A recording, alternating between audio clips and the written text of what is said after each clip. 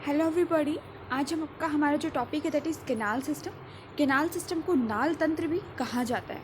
अब आज हम इस वीडियो में क्या डिस्कस करेंगे, सबसे पहला पॉइंट जो डिस्कस करेंगे दैट इज़ डेफिनेशन, यानी कि केनाल सिस्टम होता क्या है, इसकी डेफिनेशन क्या है, इसका एक इंट्रोडक्शन जो अपन वो देखेंगे। Second point, it is present in which kind of animals, किस प्रकार के प्राणियों में के अंदर केनाल सिस्टम नाल तंत्र जो है वो देखने को मिलता है। तीसरा पॉइंट, इसकी इम्पोर्टेंस है, मैं कह सकती हूँ कि इनके फंक्शन क्या क्या होते हैं, केनाल सिस्टम उन पर्टिकुलर एनिमल्स के अंदर ये क्या फंक्शन परफॉर्म करता है और क्यों ज़रूरी होता है उनके सर्वाइवल के लिए, ठीक है। एंड फोर्थ पॉइंट जो हम देखेंगे इसके अंदर that is types of canal system, कितने प्रकार के नाल तंत्र होते हैं। अब सबसे पहला पॉइंट हमारा था डेफिनेशन। अब एक एग्जांपल मैं आपको देती हूँ, जैसे कि हमारे जो घर होते हैं या फिर कोई भी बिल्डिंग आप एग्जांपल ले लीजिए, उस बिल्डिंग के अंदर बाथरूम, किचन, यहाँ पे जो है पानी आता है, पानी के लिए टैप अपन लगा देते हैं, नल लगा देते हैं, और ऊपर छत के ऊपर हम क्या रखते हैं, एक वाटर टैंक रख देते हैं। और उस वाटर टैंक को नल को आपस में कैसे कनेक्ट करेंगे, हम बहुत सारे पाइप्स फिटिंग करते हैं, उन पाइप्स के थ्रू उस टैंक में से पानी आता है हमारे नल तक, ठीक है। तो इस तरीके से आपस में वो कनेक्टेड रहते हैं, एक नेटवर्क ऑफ पाइप हमें देखने को मिलता है जो हमारे नल तक पानी लेके आएगा। उसी प्रकार से केनाल सिस्टम भी क्या होता है, it is a network of interconnected channels and ports, ठीक है। बहुत सारे चैनल्स एंड पोर्ट्स आपस में कनेक्टेड रहते हैं जिसके थ्रू वाटर सर्कुलेट कर सकता है। बहुत ही सिंपल सी डेफिनेशन है, जैसे मैंने आपको एक घर का एग्जांपल लेके समझाया है, जिसमें पाइप्स आपस में कनेक्टेड होते हैं और उसके थ्रू पानी हमारी बाथरूम किचन तक पहुंचता है ऊपर वाटर टैंक में से। उसी प्रकार से केनाल सिस्टम भी क्या होता है, it is a network of interconnected channels and ports through which the water can circulate. Now second point is the कि it is present in which kind of animals, किस प्रकार के एनिमल्स में present होता है। तो जो केनाल सिस्टम है, it is a characteristic feature of sponges. Sponges का कैरेक्टरिस्टिक फीचर होता है, और ये जो स्पंजेस हैं they belong to phylum Porifera. किस फाइलम से बिलोंग करती है, पोरीफेरा।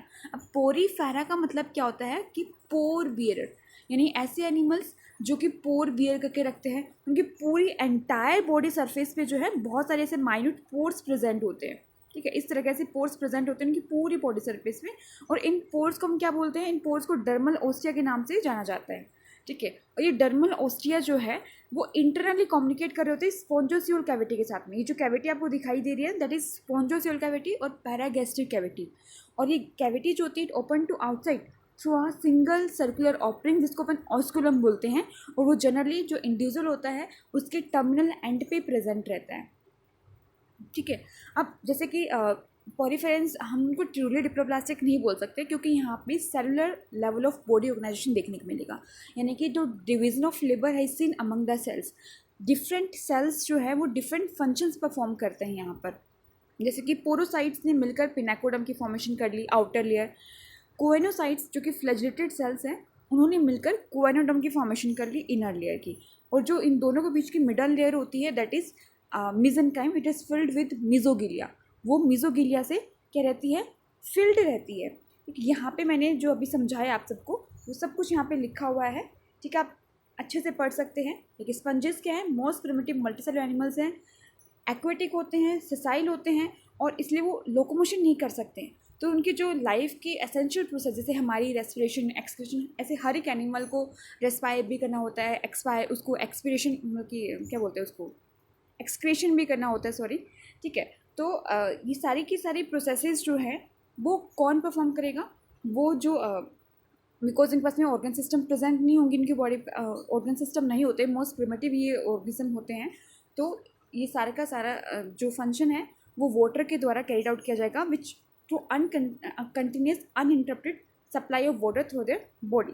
उनकी जो पोरस बॉडी है उसके थ्रू कंटिन्यूसली जो वाटर फ्लो करता रहता है, जो कि इन सारी जो एसेंशियल रिक्वायरमेंट्स हैं, वाइटल लाइफ प्रोसेसेस है उनकी, जैसे कि रेस्पिरेशन, न्यूट्रिशन, एक्सक्रीशन, वो लेके आएगा, ठीक है। तो incoming water carry food, gases and excretory waste or reproductive product released outside with excellent water.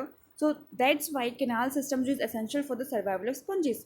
और यही स्पंजेस की इम्पोर्टेंस है, यही स्पंजेस का कैनाल सिस्टम का फंक्शन होता है स्पंजेस के अंदर, राइट।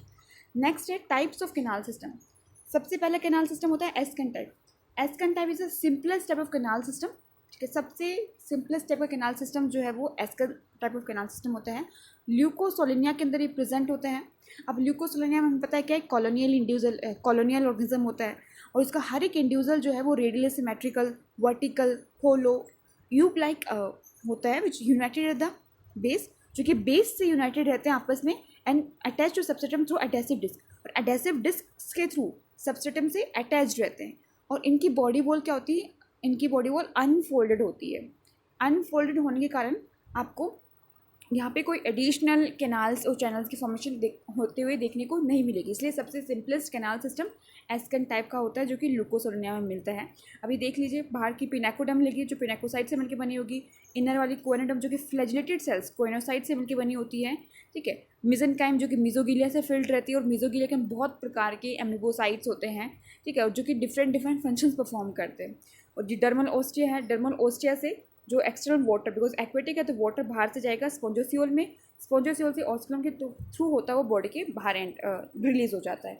इस प्रकार से आपको ल्यूकोसोलेनिया के अंदर एस्कन टाइप का कैनाल सिस्टम देखने को मिल जाएगा। नेक्स्ट इज हमारा साइकन टाइप ऑफ कैनाल सिस्टम, ठीक है। साइकन टाइप कैनाल सिस्टम जो है ये स्लाइटली कॉम्प्लेक्स होता है एस्कन टाइप से, क्योंकि यहाँ पे जो बॉडी वॉल होगी वो क्या हो जाएगी, फोल्ड हो जाएगी, एंड बॉडी वॉल के फोल्ड होने से दो कैनाल्स की फॉर्मेशन हो जाती है, एक रेडियल कैनाल और एक इनकरेंट कैनाल की। और इसी वजह से, ठीक है, ये स्पॉन्जोसियल कैविटी जो होती है वो भी स्लाइटली रिड्यूस हो जाती है यहाँ पर। स्काइफा एंड ग्रेंशिया के अंदर हमें देखने को मिलता है साइकन टाइप कैनाल सिस्टम। ये आप स्ट्रक्चर दे सकते हो साइकन का। सबसे पहले ये ठीक है, ये क्या है, डर्मल ओस्टिया है। डर्मल ओस्टिया एंटर इनटू एक मतलब पूरा सिस्टम, वाटर कैसे फ्लो करता है इनकी बॉडी में, वाटर बाहर से वाटर डर्मल ओस्टिया के थ्रू इनकरेंट कैनाल में जाएगा, इनकरेंट कैनाल से प्रोसोपाइल्स के थ्रू रेडियल कैनाल में, रेडियल कैनाल से एपोपाइल्स के थ्रू वो स्पॉन्जोसियल में जाएगा, एंड स्पॉन्जोसियल से ऑस्कुलम के थ्रू वो बॉडी के बाहर रिलीज हो जाता है। इस प्रकार से जो है वो वाटर सर्कुलेशन देखने को मिलता है हमें साइकन के अंदर। सो ये हमारा साइकन टाइप कैनाल सिस्टम हो गया। नेक्स्ट हमारा ल्यूकोन टाइप ऑफ कैनाल सिस्टम। ये बहुत ज़्यादा हाईली कॉम्प्लेक्स्ड होता है। क्यों कॉम्प्लेक्स होता है, बिकॉज इनकी बॉडी वॉल और ज़्यादा फोल्ड हो जाती है, एंड फोल्ड होने के कारण यहाँ पे स्पॉन्जोसियल कैविटी जो होता है बिल्कुल रिड्यूस हो जाती है, और वो रिड्यूस होकर एक एक्सक्रेंट कैनाल की फॉर्मेशन कर लेती है, ठीक है। एक्सक्रेंट कैनाल की फॉर्मेशन कर लेती है, स्पॉन्जोसियल कैविटी बिल्कुल रिड्यूस हो जाती है। और radial fold, body wall folding की वजह से जो रेडियल कैनाल होती है वो हमें कुछ small rounded and Oval flagellated chambers की फॉर्मेशन कर लेती है, ठीक है। स्मॉल राउंडेड एंड ओवल, ये जो आपको दिख रहे हैं फ्लैजिलेटेड चैम्बर्स, ये रेडियल कैनाल जो है वो फॉर्मेशन करती है due to body wall folding. अब इनके अंदर वाटर सर्कुलेशन कैसे होता है, देखिए, वाटर जो है बाहर से ओस्टिया के थ्रू, डर्मल ओस्टिया के थ्रू इनकरेंट कैनाल में जाएगा। इनकरेंट कैनाल जो है वो प्रोसोपाइल्स के through, prosopyle is the opening of incurrent canal into the flagellated chamber. अब फ्लैजिलेटेड चैम्बर से वो जाएगी कहाँ पर हमारे, ये देखिए, एपोपाइल्स के थ्रू एक्सक्रेंट कैनाल में जाएगी, और एक्सक्रेंट कैनाल से फिर हमारे ऑस्कुलम के थ्रू बॉडी के बाहर रिलीज हो जाता है वाटर। इनकमिंग वाटर के लिए न्यूट्रिएंट, रेस्पिरेटरी गैस, O2 वगैरह लेके आता है, और फिर ये उसको इस्तेमाल करते हैं, और अपना जो वेस्ट होता है जैसे CO2 हो गया, रेस्पिरेटरी वेस्ट, एक्सक्रीटरी वेस्ट जो होता है, और अपने रिप्रोडक्टिव एलिमेंट जैसे कि स्पर्म, ओवा, ये रिलीज़ कर देते हैं उसके वाटर के अंदर, और वो वाटर जो है जो ऑस्कुलम थ्रू बॉडी के बाहर रिलीज़ होता है उसके साथ ये बॉडी के बाहर ही रिलीज हो जाते हैं। इसलिए इनकी जो एंटायर लाइफ साइकिल होती है वो continuous and uninterrupted flow of water through their porous body पे डिपेंड करती है, ठीक है। This is the all about the canal system. Thank you so much guys.